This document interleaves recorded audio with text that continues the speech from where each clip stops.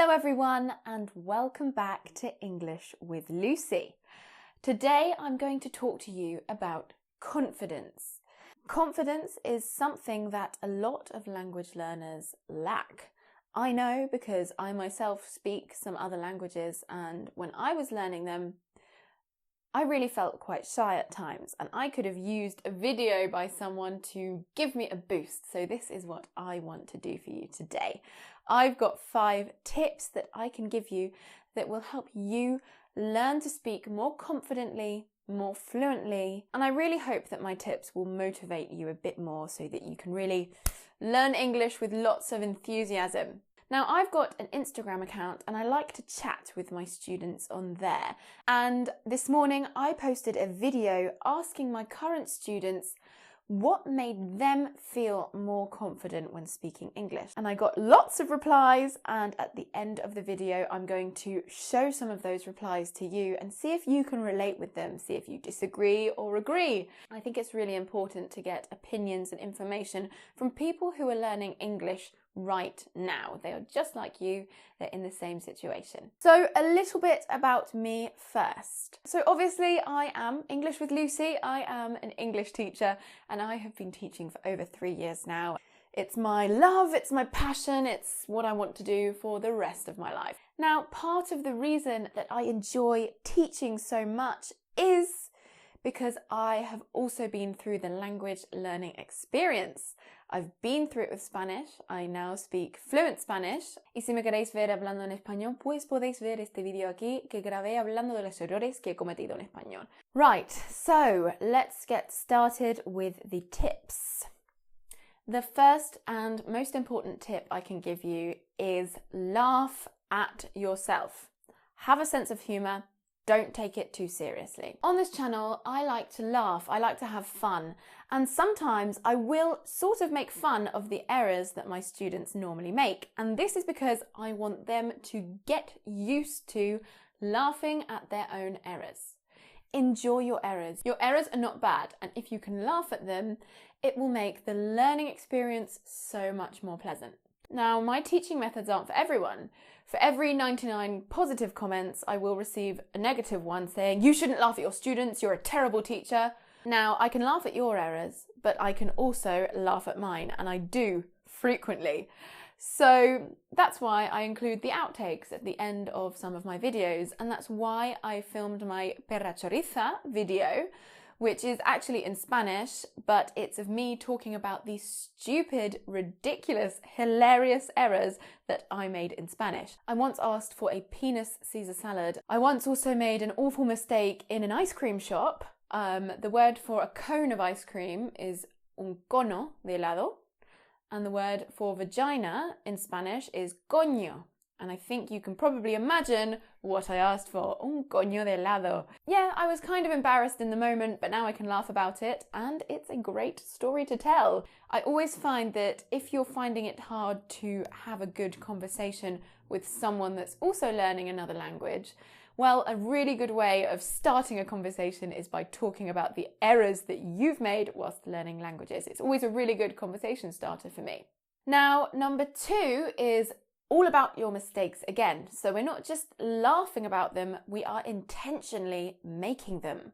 I want you to make mistakes. I know many students that will go long periods of time avoiding making certain mistakes. They are trying to achieve 100% perfection.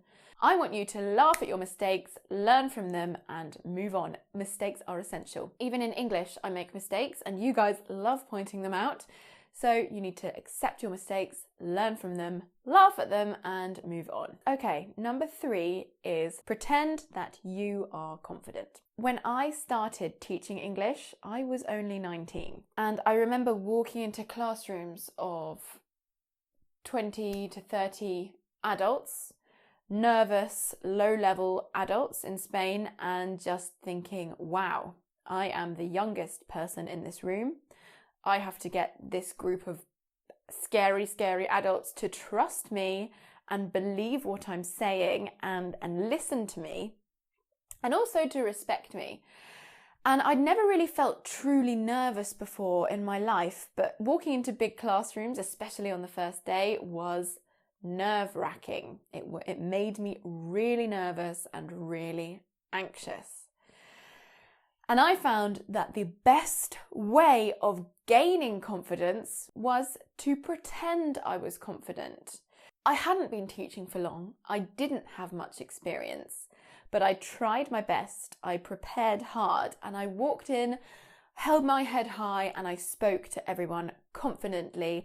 And I really pretended that I knew what I was doing more than I actually did. And this actually created real confidence, not only in me, but in my students. I looked as if I knew what I was doing, and they trusted me and respected me. And once I'd spent enough time pretending I was confident, I actually started feeling genuinely confident. So I had real confidence, but it came from that initial fake confidence. So how can we apply this to your language learning? Well, when you're speaking in English, hide those nerves. Body language is key. Pretend that you know what you're talking about. Don't be arrogant, but show that you are not afraid and people will trust you, listen to you. Pretend that you're confident. Okay, number 4, and this is something that I really, really believe in, and this is talk to yourself. I always talk to myself in the language that I'm learning. And it really serves as preparation for when you're in situations in which you will need to use the language. The main things that I like to practice are my anecdotes, the stories that you typically tell to each new person you meet, things that you generally say on a weekly or daily basis. It's also good to practice funny stories that you think will make people laugh because you want them to come out in the right way. So if you're a lower level, make sure you practice your daily conversations. How are you? How's the weather? What your hobbies are? What you do for a living? And if you're a more advanced learner, make sure you talk to yourself about funny anecdotes, your life story, things that happened to you that were interesting, observations about other people's cultures. When you give a presentation for university or for work, you don't just wing it. You don't just walk up and speak. You practice it, and so it should be the same for these stories as well. Number 5, immerse yourself, and you can take whatever you want from this. Immersion, in my case, would be going to the country of the language you're learning and living there, integrating yourself into the society, into the culture, just absorbing the language and the feeling and the atmosphere. That, for me, is the best form of immersion. Now, that isn't possible for everyone. Immersion for you might be an hour a week in a language academy. It might be a language exchange with a native speaker. It might be an online language exchange with another English learner. It might be watching an episode of your favourite TV show in English with English subtitles every night. But in order to build your confidence, you need to get used to listening in English. So you need to find the right immersion technique for you. There is always a solution. We have a brilliant saying in English called, when there's a will, there's a way. So when you intend to do something, there's a way of doing it. And if you want to find a way of immersing yourself into English or the language that you're learning, there is a way. Now I want to read a few of the suggestions from my students on Instagram. One that I really like, and not all of you are going to like this. This is from Illich from Venezuela. And he says, "Hello, I believe that drinking is the way to get more confidence. I went to Brighton for a year and the best classroom was the pub." Brilliant. Look, Illich has really made the most of his situation. He was in Brighton, he immersed himself, and he found native speakers. Micarla from Brazil says she likes watching movies without subtitles. Again, it's that immersion technique I was talking to you about. Alejandra from Mexico has a really good piece of advice. People should not be afraid to ask natives when they don't know how to say something. It's the way that I've increased my vocabulary and improved my pronunciation. And of course, your videos help. That's sweet.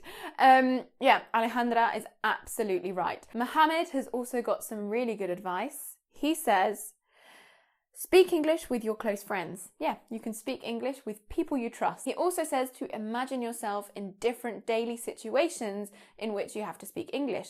Again, it's that talking to yourself technique that I mentioned before. Paco says the more he speaks with natives, the more confident he feels. And yes, it's the immersion again. Roy says get a girlfriend who's a native speaker. Yes, if you can manage that, that's fantastic, but make sure you're with her for the right reasons. Hector says speak slowly at first and then build up. Absolutely. I completely agree with Hector. Okay guys, that is it for today's class. I really hope that it's helped you, and I really hope that you feel slightly more motivated now. Don't forget to connect with me on all of my social media, and I will see you again soon for another lesson. All right, big kiss, and I will see you soon.